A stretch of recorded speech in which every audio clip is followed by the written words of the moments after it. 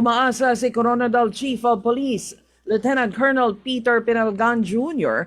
na makatutulong ang kuha ng CCTV para matunton ang suspect na tumangay sa kasisilang palang nasanggol sa South Cotabato Provincial Hospital.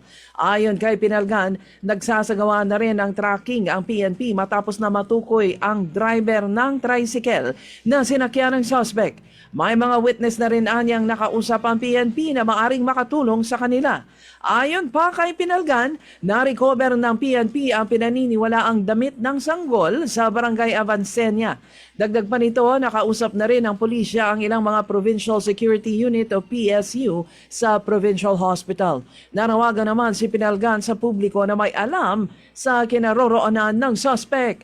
Ayon sa ama ng sanggol na si Ryan Sumalinog na taga-Barangay Lunin, Tupi, South Cotabato, ang kanyang anak ay natangay ng suspect na nagpanggap na nurse kahapon. Nag-alok umano ang suspect na tutulong para maisailalim sa newborn screening ang tinangay na sanggol.